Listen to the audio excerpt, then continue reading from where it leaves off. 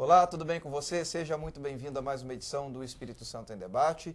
Hoje nós vamos conversar aqui com o Luiz Henrique Antunes Alóquio, que é doutor em Direito da cidade, e com o Carlos Fernando Martinelli, que é diretor de operações da CESAM e responsável pelo programa Águas Limpas, porque o nosso tema é saneamento básico.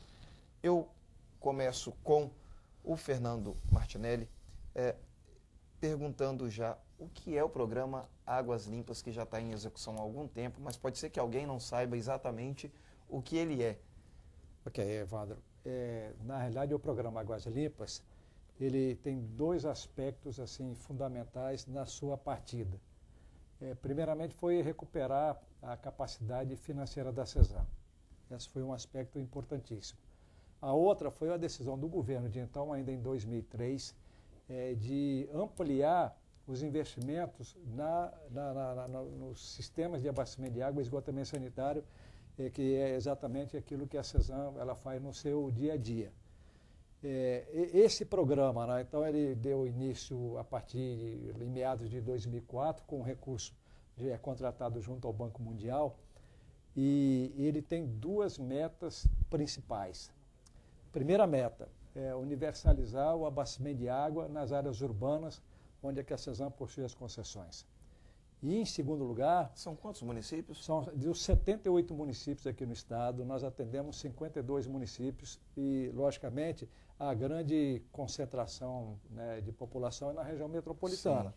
Então, dos 3 milhões de habitantes que o estado tem, em torno de 3 milhões, nós atendemos 2 milhões. Então, 70% da população é abastecida pela CESAM. E a outra meta, também muito importante e que tem assim, impactado muito na vida do cidadão, principalmente aqui na região de Vitória, né, e também nos demais municípios da região metropolitana, são os investimentos em esgotamento sanitário, cuja meta era trazer de 30% em 2003 para 60% agora em meados de 2011. Então, essas são as duas metas principais desse programa Águas Limpas, que está em andamento e que todo mundo vê, né, na execução das obras, mas a partir do momento que você, vamos assim dizer, né, assenta as tubulações. Sim. E fecha as valas, como a gente diz, depois ninguém vê.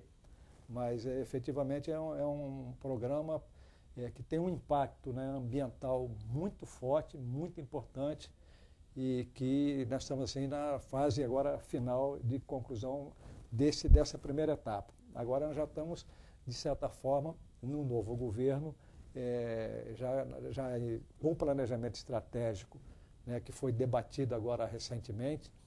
Nós já estamos na outra etapa, que é assim, o que a CESAM e o governo do estado pretendem fazer nos aspectos de água e esgoto de 2011 a 2014. Perfeito.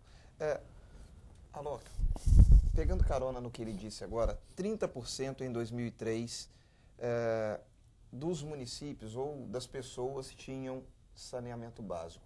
Isso é muito pouco, né?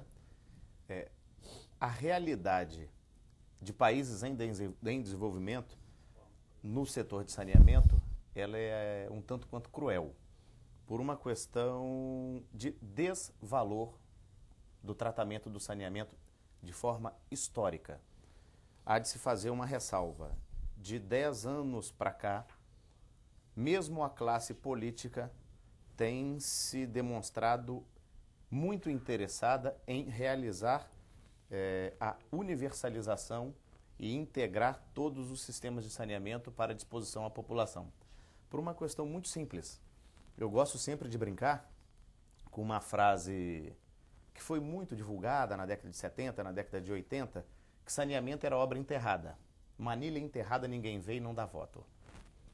Só que a partir dos movimentos de conscientização dos valores de meio ambiente, da década de 70, da década de 80, a população passou a tomar consciência de que o meio ambiente é algo que lhes afeta a vida de forma direta e imediata. Então, hoje, aquilo que há 20, 30 anos atrás era obra enterrada, hoje é patrimônio político. Então, essa valorização do saneamento junto à classe política, à classe dos produtores de meios econômicos, da população em geral. Isso traz essa mudança de comportamento em investimentos maciços no setor de saneamento. 60% ainda é pouco? É pouco. O ideal é a universalização, né? O ideal é a integralidade. Que eu tenha água, que eu tenha esgoto, que eu tenha coleta de resíduos sólidos, que essa água seja de qualidade, que esse esgoto seja tratado e tenha disposição final ambientalmente adequada, que esse resíduo sólido passe necessariamente por fases de reuso e reciclagem e só depois ele tenha também uma disposição final ambientalmente adequada e também que a gente lembre daquilo que apelidei de um patinho feio do setor de saneamento, que é a drenagem, né? A drenagem ninguém cobra por ela e por isso ela invariavelmente acaba sendo esquecida. Mas a população, se os senhores notarem as entrevistas com líderes comunitários, há 30 anos atrás pediam quadra poliesportiva. Hoje pede serviço de drenagem, pede de esgoto, pede água, pede coleta de lixo. A própria população já introjetou no seu discurso, nas suas exigências, nas suas demandas enquanto corpo político coeso, os serviços de saneamento, porque isso tem efeito na saúde imediata da população. Exatamente, o que eu ia te perguntar, né? A população já começou a perceber que está ligado diretamente à saúde, né? Você, com o serviço de esgoto, de esgotamento sanitário, você consegue diminuir doenças, enfim, né? Essa evolução da valorização do saneamento dentro da própria população vai fazer com que a cada dia que passe os investimentos sejam maiores. Porque a doença decorrente da falta do serviço de saneamento, ela não é uma doença cujo custo de tratamento individual seja extremamente elevado. Só que ela pulveriza. Exatamente. Ela não afeta uma pessoa só. Então são aquelas doenças, a diarreia, né? São doenças que causam extremos malefícios para a população e para a nação brasileira. Porque o saneamento não afeta só a pessoa que ficou doente. Ela afeta aquele posto de trabalho que aquela pessoa ocupava e ficou desocupado. Afeta a previdência, pelo afastamento naquele período. Então você tem uma cadeia de efeitos econômicos e ninguém para perceber uma outra situação. Você tem uma cadeia de relações jurídicas que são de extrema relevância, né? O saneamento básico, que até pouco tempo, eu brincava até com o Fernando antes da entrevista, né? Que até pouco tempo atrás era preocupação de engenheiros, hoje passa a ser preocupação também do pessoal da área jurídica. Martinelli, ele falou agora sobre investimento no setor de saneamento básico. Águas Limpas, qual o valor de investimento dessa obra grandiosa do Estado?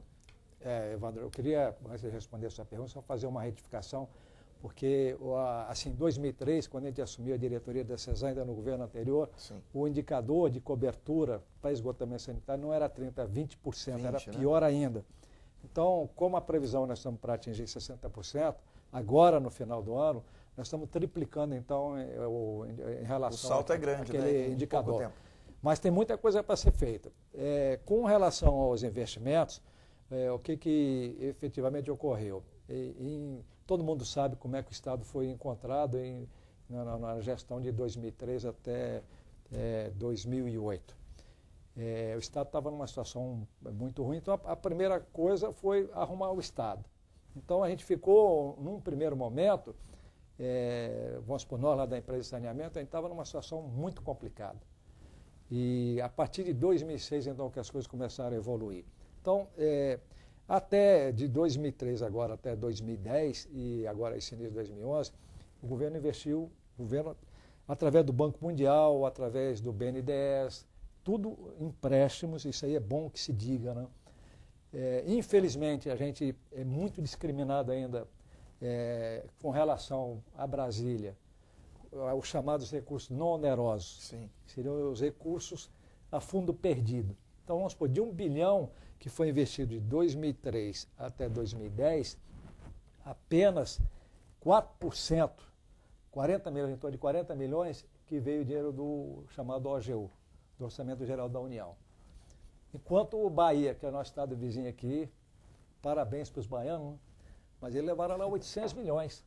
Então, a gente tem que, assim, estar debatendo muito essa questão. Então, a gente consegue ter recurso oneroso, mas assim, você vai num banco, o BNDES é um banco, Caixa Econômica, né, o Banco Mundial, e depois você tem que pagar esses empréstimos. Sim.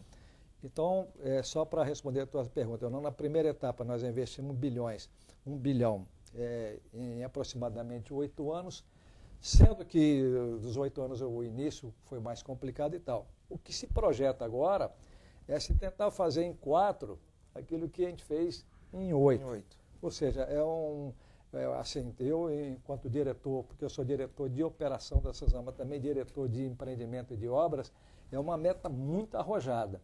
Então, o programa, né, do saneamento ambiental do Estado já foi lançado recentemente pelo governador Casagrande, na qual a gente projeta até 2014, está investido de 2011 a 2014, R$ 1 bilhão.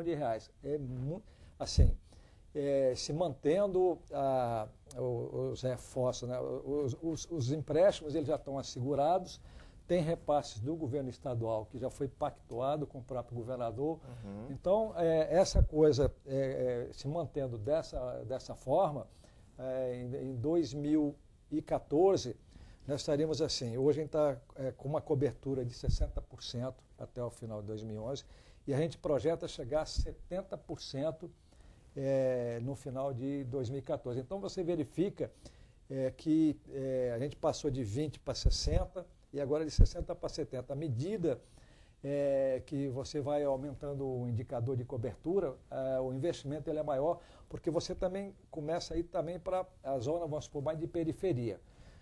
Logicamente, pode se perguntar por que o governo do Estado e a CESAM investiu, vamos supor, nas áreas mais concentradas, né? Mas o objetivo era realmente fazer a despoluição, vamos supor, aqui na região da metropolitana, da Baía de Vitória. Sim. Tá certo? Porque todos os municípios, os esgotos, eles são lançados na Baía de Vitória. Vide a questão de Vila Velha, que é uma situação muito peculiar. As praias de lá, Praia da Costa e Itapuã, são praias belíssimas, mas não tem um canal que dá na Praia da Costa, Itapuã e tal. Vem tudo em direção à Terceira Ponte, que vem para a Baía de Vitória e que afeta as praias aqui de Vitória. Então, nós estamos fazendo agora, universalizando, vamos assim dizer, o esgotamento sanitário aqui no município de Vitória, mas não podemos esquecer, e estamos fazendo obras em Vila Velha, obras em Cariacica, obra em Viana e obra na Serra, porque nesse entorno, todos eles contribuem de uma certa forma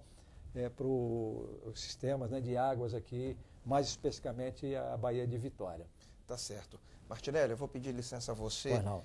E ao Alok um minutinho, porque o Espírito Santo em Debate faz agora um rápido intervalo, mas a gente volta já já.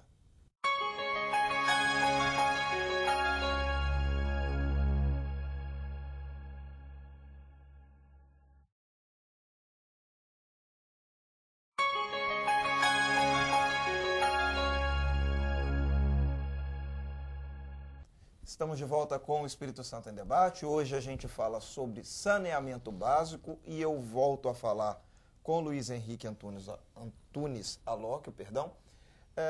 Gostaria que você falasse um pouquinho do impacto da nova lei, que nem é tão nova assim, 11.445, que trata de saneamento básico, Alok. A lei era algo já muito esperado pelo setor. A principal espera do setor de saneamento pela legislação que foi editada em 2007 era a tentativa de pacificar a briga histórica entre potenciais titulares, né? O governo do Estado e as prefeituras municipais, ou os municípios, melhor dizendo, né, que desejam ser titulares do setor. Infelizmente, a lei não tratou especificamente da titularidade, não veio definir titularidade, deixou a questão ainda pendente. Não vou entrar no vespeiro. Mas ainda está em aberto, né? Está empatado no Supremo Tribunal Federal, então deixa o pessoal lá da cúpula definir. Mas independente disso, a lei trouxe avanços. Trouxe, bem ou mal, uma moldura regulatória para o setor, trouxe garantias para potenciais investidores privados, trouxe deveres para o setor público e, especialmente, trouxe para os consumidores de serviço uma série de garantias, ou externou uma série de direitos que já eram reconhecidos pela jurisprudência, pela doutrina, que pouco ainda no Brasil trabalha com a legislação de saneamento, mas já era reconhecida. E, infelizmente, os consumidores são os que menos tomaram pé dos seus direitos na legislação. Então, a lei, se não trouxe grandes avanços, trouxe um mínimo de segurança necessária para que o setor de saneamento possa manter uma relação saudável com potenciais investidores. E o principal elemento que eu reputo na legislação está sendo até hoje descumprido. Todo mundo tenta encontrar uma interpretação da legislação, dos decretos posteriores, para postergar o dever fundamental de planejar, especialmente aonde nós temos a realidade da titularidade local, da titularidade municipal. Né? Então, essa entrevista é boa para conclamar os serviços autônomos de água e esgoto para que façam seus planos de saneamento. Tem uma lenda aí de que a lei estendeu até 2014. Na verdade, a lei não estendeu até 2014. A legislação recente, ela diz que em 2014, quem não tiver planejamento não recebe mais verba. Então, a lei colocou um deadline para sanção. Mas o dever de saneamento é inerente ao próprio serviço, porque o saneamento é um serviço de ordem complexa. Ele envolve tudo o que você pensar na vida social hoje. Ele envolve a dona de casa, ele envolve o grande industrial, ele envolve o estudante, ele envolve direito do consumidor, ele envolve engenharia, ele envolve tributação, ele envolve tudo que você vivencia num perímetro urbano. E esse tudo interagindo entre si, desde saúde à legislação, aos serviços de engenharia, que já são elementos em si mesmos complexos. Quando você junta toda essa complexidade, você tem aí o que o pessoal já brinca, que é uma hipercomplexidade. Como você trabalha num ambiente econômico complexo, sem planejamento? Então, se não é para inventar a roda, vamos ler só o artigo 37 da Constituição, que exige no serviço público e no setor público como um todo um mínimo de eficiência. Serviço complexo não planejado é ineficiente por essência. Então, a ausência de planejamento demanda uma correção urgente e a construção de um vínculo com a população.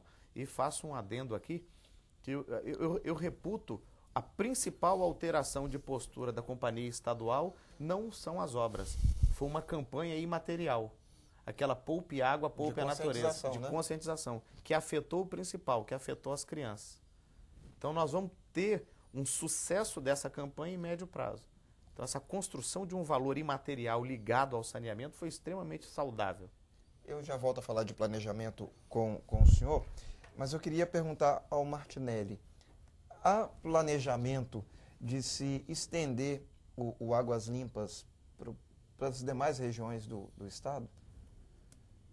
Na realidade, a gente denominou o programa Águas Limpas os investimentos, principalmente oriundos do Banco Mundial, e que ele nos orientou, porque esse programa Águas Limpas, na realidade, ele vem sucedendo a outros programas de governos anteriores. E em 2003, quando a gente assumiu, a gente encontrou as grandes estações de tratamento aqui na região metropolitana, com 90% já adiantadas.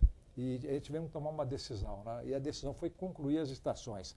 Terminou as estações. O Banco Mundial, ele ficou um tempo afastado aqui do Estado, e em 2004, quando o governo anterior procurou, ele fez a seguinte indicação: vamos acordar um novo aporte financeiro, mas com uma condição. Você tem a estação, você tem que levar esgoto até a estação. Então, é por isso que o recurso do Banco Mundial, ele preferencialmente, ele foi focado aqui na região metropolitana. Você tinha lá, eu digo assim, você tem um caminhão, ele está novinho e tal, agora você tinha que botar a carga em cima dele, senão você ia rodar com ele vazio. Então, esse que foi o objetivo maior, pegar e executar as redes e as ligações, né, que dá efetividade ao resultado para a população. No aspecto do interior, aí teve um aspecto interessante, foi o PAC, recurso próprio da tarifa da CESAM e recurso também do Tesouro Estadual. Então, nós temos assim, só para ter uma visão, né, do Estado, tem alguns municípios que têm uma cobertura a nível europeu, tipo Venda Nova, Santa Teresa, Mantenópolis, que praticamente 100% coberto com as redes e estações de tratamento adequadas. Alguns municípios têm sistemas de esgoto parcialmente e tinha assim um número de municípios que não tinha nada, zero. Tipo assim, nosso Balneário era lá em Constituição da Barra. Então a gente tomou a decisão de ampliar a cobertura nos locais onde tem alguma coisa e naqueles onde não tinha nada, nós tomamos uma decisão de fazer os projetos. Então hoje a gente está com iniciar pelo menos, né? Não, a gente fez bastantes projetos, tanto que agora o governo federal abriu, através do chamado PAC FUNASA, para que os municípios menores que 50 mil habitantes pudessem se credenciar, pegar recurso oneroso e não oneroso, e esse credenciamento ocorre até dia 15 agora, desse mês. Então, nós tivemos toda a condição de elencar pelo menos um montante da ordem de 100 milhões, então nós estamos brigando para ver se a gente consegue trazer esse recurso para cá, para investir preponderantemente, que a grande maioria dos nossos municípios do interior do estado, eles são inferiores a 50 mil. Então teve o PAC para cima de 1 milhão de habitantes, acima de 150 mil habitantes, e os municípios menores ficaram aí aguardando. Agora chegou a hora. Mas então, só para ter essa visão, né? Nós temos municípios bem atendidos, outros parcialmente e outros que não têm nada, e com esses projetos que a gente elaborou, porque você sem projeto, você não faz nada. Sim. Às vezes chega um prefeito conversar comigo, me ajuda lá e tal. Se não tem projeto, como é que ele vai pedir ao Ministério das Cidades ou pedir...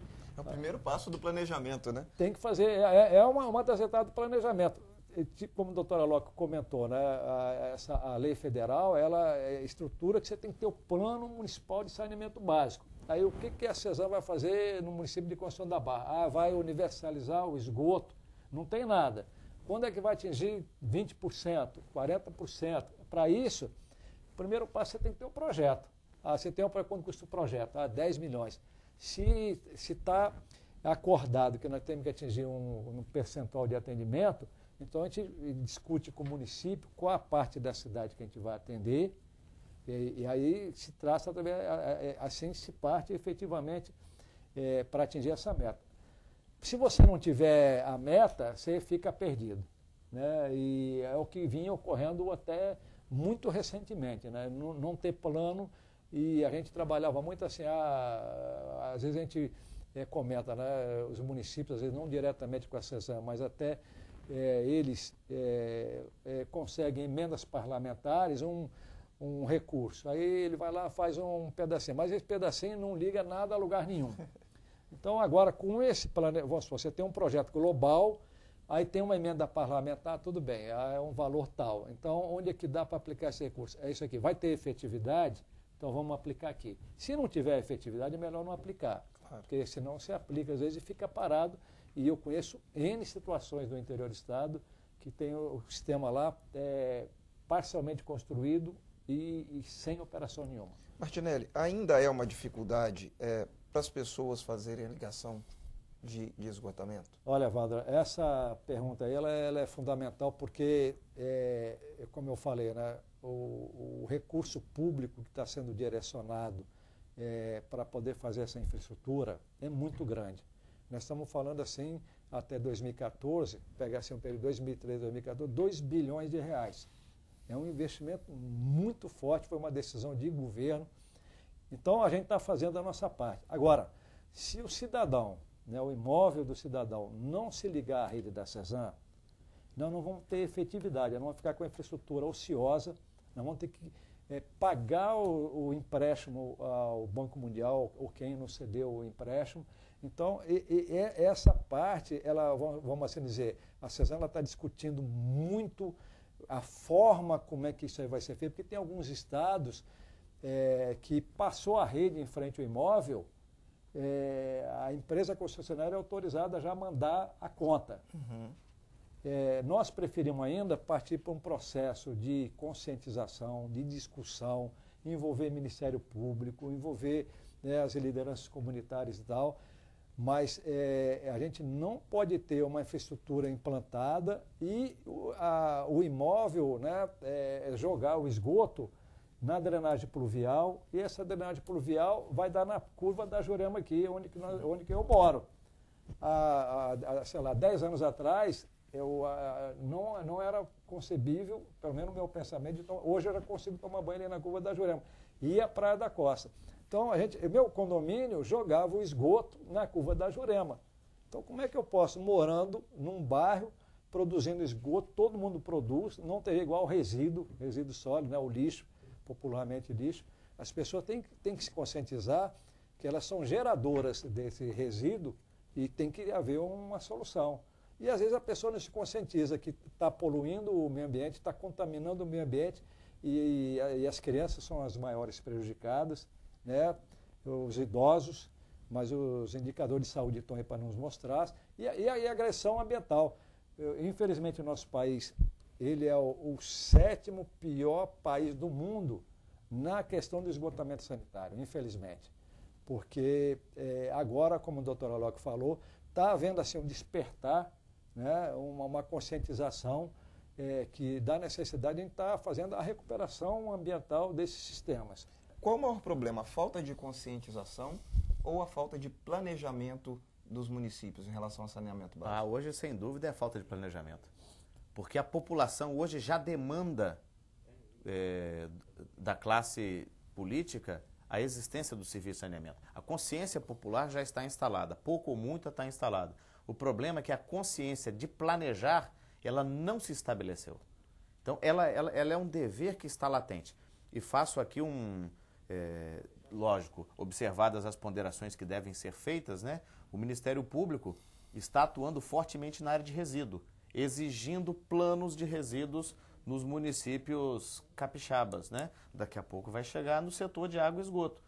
Então, os prefeitos devem se antecipar a isso, e não apenas por falta de recurso, porque, veja bem, o custo de um plano de saneamento, quando este plano for bem feito e bem executado, gera agregação de valor econômico na prestação de serviço. E isso se recupera, e eu te digo com segurança, pela realidade dos serviços autônomos de água e esgoto do Espírito Santo. Esse custo, ou esse investimento, melhor dizendo, se recupera em 24 meses no máximo. Perfeito. Eu gostaria de agradecer aqui ao Dr. Luiz Henrique Antunes Alok, que é doutor em Direito da Cidade, e também ao Carlos Fernando Martinelli, que é diretor de operações da CESAM e responsável pelo programa Águas Limpas. O Espírito Santo em Debate de hoje vai ficando por aqui, mas eu aguardo você no nosso próximo encontro. Até a próxima. Tchau.